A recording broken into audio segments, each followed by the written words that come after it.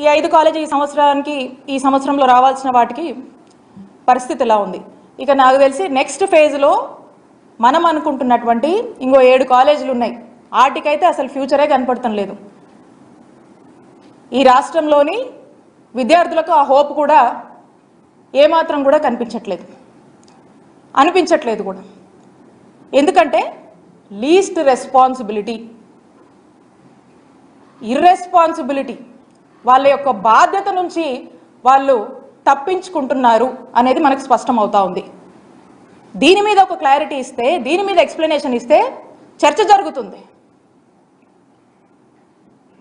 పైగా ఇదంతా కాకుండా మనం చూసినట్టయితే ఎంతో కష్టపడి వీటికి కావాల్సినటువంటి ల్యాండ్స్ని according to the land acquisition act ప్రకారం మనము కొన్ని ప్రభుత్వ భూములు తీసుకున్నాము, కొన్ని ప్రైవేట్గా మనం తీసుకోవాల్సి ఉంటే ఇది ప్రజలకు మంచి చేస్తుంది, ప్రజలకు ఎంతో మేలు చేస్తుందని చెప్పి ఎన్ని కష్టాలు పడి ఇంత ఖర్చైనా భరించి మరి పేద ప్రజల ఆరోగ్యం కోసం పేద ప్రజలకు ఒక ఆస్తిలాగా సమకూర్చి ప్రతి ఒక్క మెడికల్ కాలేజ్కి 25 ఎకరాలు మనకు అవసరం అవుతుంటే ఆ యొక్క ఆస్తిని సమకూర్చి ఈ రోజున ఇంత పెద్ద మెడికల్ కాలేజ్ తీసుకురావాలని ఆనాటి ఒక ఆలోచనని మరి ఈరోజు మనం చూసినట్టయితే ఏం చేస్తున్నారండి వీళ్ళు? ప్రైవేటైజేషన్ అంటే పీపీపీ మాడ్యూల్, ట్రిపుల్ మాడ్యూల్ అనేటువంటి ఒక ఆలోచన, ఈ ప్రైవేటైజేషన్ అనేటువంటి ఒక ఆలోచన చేస్తూ మరి రాష్ట్ర ప్రజలందరికీ కూడా ఒక సందేహాన్ని కలిగిస్తూ వీళ్ళు ముందుకెళ్తా ఉన్నారు. అంటే ప్రైవేటైజేషన్ అంటే ఏంటండి? ఇక్కడ ఉన్నారు మీడియా వాళ్ళు, అన్న ప్రైవేట్ హాస్పిటల్కి వెళ్తే ఏమవుతుందో చెప్పండి. ప్రైవేట్ హాస్పిటల్కి వెళ్తే ఛార్జెస్ పడతాయి కదా, ఫ్రీగా చూస్తారా? చూడరు కదా. మరి ఈ మెడికల్ కాలేజ్తో అనుబంధంగా ఉండేటువంటి హాస్పిటల్కి రాష్ట్ర ప్రజలు వస్తే అక్కడ మనము ఉచిత వైద్య సేవలు అనేది అందిస్తారు ప్రజలకి. మరి ఇప్పుడు దీన్ని ప్రైవేటైజేషన్ చేస్తే రాష్ట్ర ప్రజలు ఏదైనా ఒక అనారోగ్య సమస్యతో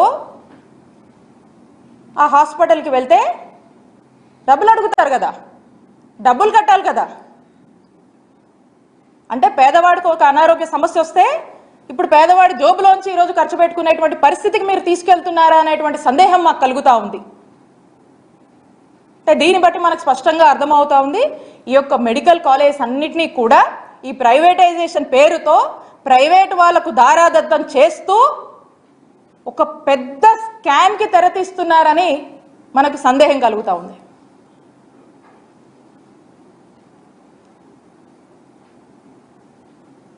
అలాగే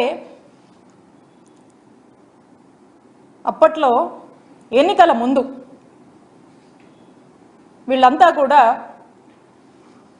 మేము అధికారంలోకి వచ్చిన 100 రోజుల్లో మీరు ఏదైతే మెడికల్ కాలేజ్కి సంబంధించినటువంటి జీవో తీసుకొచ్చారో ఆ జీవోని మేము రద్దు చేస్తాం అని మాయమాటలు చెప్పి ప్రజల్ని మోసం చేశారు. మరి ఇప్పుడు మీరు అధికారంలోకి వచ్చి దాదాపు 100 రోజులు ఎవరేం అడ్డుకోలేదే. ఆ రోజున ఈ మెడికల్ కాలేజ్ తీసుకొస్తే ఈ మెడికల్ కాలేజ్ వాళ్ళ యొక్క సెల్ఫ్ ఫంక్షనింగ్కి ఎక్కడ ఇబ్బంది అవుతుందోనని అవి సెల్ఫ్ సర్వైవ్ అవ్వాలి, సెల్ఫ్ సస్టైన్ అవ్వాలి అనేటువంటి ఒక ఆలోచనతో సెల్ఫ్ ఫైనాన్సింగ్ అనేటువంటి ఒక విధానాన్ని మేము తీసుకొచ్చాం. మరి ఆ విధానాన్ని ఆ రోజు మీరు తప్పుబట్టి మీరు అధికారంలోకి వచ్చాక జీవోని రద్దు చేస్తామని మీరు మాట్లాడారు కదా. మరి ఇప్పుడు ఎవరు అడ్డుకోవట్లేదు కదా, ఎవరేం ఆపట్లేదు కదా, ఎవరు మిమ్మల్ని ఆపారా? మరి ఎందుకు అదే జీవోని కంటిన్యూ చేస్తూ ముందుకు వెళ్తున్నారు?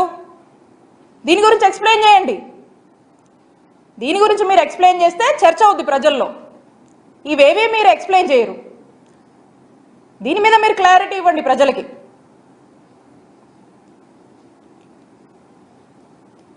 ఈ విధంగా మనం చూసినట్టయితే ఈ కూటమి ప్రభుత్వం ఇక్కడ వాళ్ళే ఉన్నారు, ఆ పైన వాళ్ళే ఉన్నారు. వీళ్ళు చేయాలంటే, మనసు పెట్టి చేయాలంటే ఖచ్చితంగా ఈ సంవత్సరం రావాల్సినటువంటి 5 మెడికల్ కాలేజ్ అందుబాటులోకి వచ్చేవి. రేపు రావాల్సిన వాటి గురించి కూడా ఒక ప్రణాళిక, దాన్ని కూడా ఒక యాక్షన్ ప్లాన్ అనేది నడిచేది. కానీ మీలో కమిట్మెంట్ లేదు, మీరు ఆ రెస్పాన్సిబిలిటీ తీసుకోవట్లేదు. ఎంతోమంది పేద విద్యార్థుల వాళ్ళ యొక్క ఆశల్ని మీరు బలి చేసే విధంగా మీరు అడుగులు ముందుకు వేస్తూ ఉన్నారు. ఖచ్చితంగా దీని మీద మీరు ఒక క్లారిటీ ఇవ్వాలి, దీని మీద మీరు ఎక్స్ప్లెయిన్ చేయాలి. ప్రజల్లో చర్చ జరుగుతుంది, అప్పుడు అదే చర్చ. నేను ఒక్కటే చెప్తా ఉన్నాను, ఈ కుటుంబ ప్రభుత్వానికి నిన్న మేమున్నాం, నేడు మీరున్నారు, మళ్ళా రేపు మేము వస్తాం. గవర్నమెంట్ అనేది ఒక కంటిన్యూస్ ప్రాసెస్, ఇది ఒక కంటిన్యూస్ ఇన్స్టిట్యూషన్. కోట్ల మంది ప్రజలు ఎంతో ఆశతో ఈ రాష్ట్రంలోని ఎంతోమంది పేద ప్రజలు గవర్నమెంట్కి వాళ్ళ యొక్క అండ, వాళ్ళ యొక్క భరోసా కోసం, వాళ్ళ యొక్క సాయం కోసం ఎదురు చూస్తూ ఉంటాయి. వాళ్ళ యొక్క హోప్ని ఈరోజు బలి చేస్తూ మీరు ఏదైతే జగన్మోహన్ రెడ్డి గారి ఎయిమ్ ఈ రాష్ట్రంలో వైట్ కోట్ రెవల్యూషన్ రావాలి, ఈ రాష్ట్రంలో వైట్ కోట్ రెవల్యూషన్ తేవాలి, ఇక్కడున్నటువంటి మెడికల్ ప్రొఫెషనల్స్ దేశం మొత్తం కూడా వైద్య సేవలు అందించాలి, ఇక్కడున్నటువంటి పేద ప్రజలకు ఉచితమైనటువంటి నాణ్యమైనటువంటి వైద్య సేవలు ఈ రాష్ట్రంలోనే అందించాలనేటువంటి ఏం ఏదైతే ఉందో ఆ ఏమ్ని కూటమి ప్రభుత్వం మీ ప్రైవేటైజేషన్ పద్ధతిలో డిఫీట్ చేయొద్దు అని మీకు తెలియజేసుకుంటున్నాను. It's very sad and it's very unfortunate.